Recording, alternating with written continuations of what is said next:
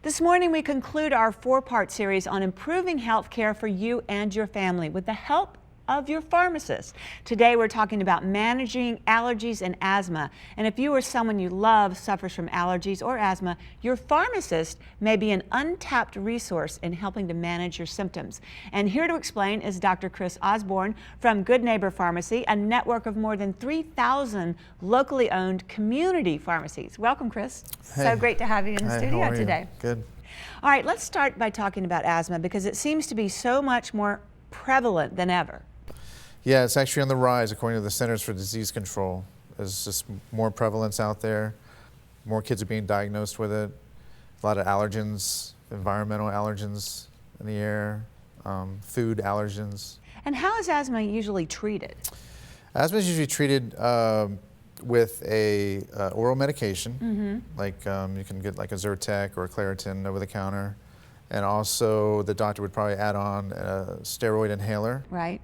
Or a nasal spray, like over the counter. Now, it used to be prescription, but there's Nasacort and Flonase over the counter now.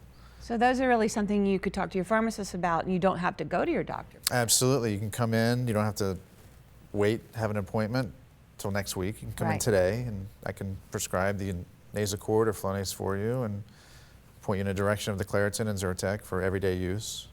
That's really great. Is that what Good Neighbor Pharmacies are really about, is that communication with the patient that comes in and that you know them and they know you? Oh yeah, it's a personal relationship that we develop and hope to have for a long time. And would you say that you know your patients by name and they know things about their lives, so you really feel a connection with them? Absolutely. They walk in the door and I say, hey Bob, Yeah. you know, hey John, how are you? Well, that's not typical sometimes of pharmacies. No, you walk into a big box chain and you know, their shifts change every 8 hours and it's always someone new, and I'm there every day. And wow, that's so important. Let's talk allergies. I mean, there's so many things people can be allergic to. Do you talk a lot with people that come in and help them kind of navigate those waters, their kids' waters, with, you know, as far as steering through the allergy season? Sure. We try to identify what's triggering their allergies. You know, if it's seasonal, like pollen. If they're not usually on medication parts of the year, that may be the time to go on it ahead of time before it gets worse. Triggers like dust mites, rugs in the house. If you get rid of the rugs, sometimes that gets rid of the allergies. Rugs hold a lot of dust and dead skin and hair from the animals. Food allergies. If you know you're allergic to something, don't eat it. Right.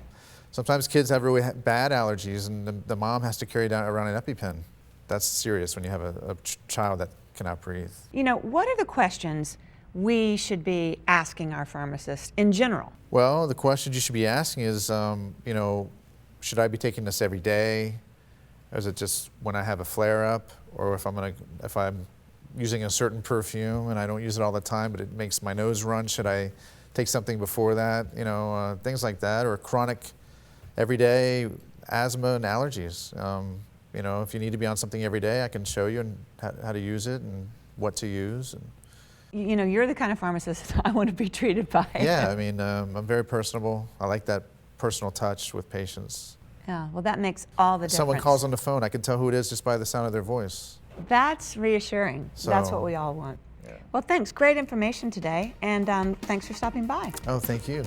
All right, want to know more? Log on to thebalancingact.com. You can also follow us on Facebook and Twitter. We might share your tweet right on a future show.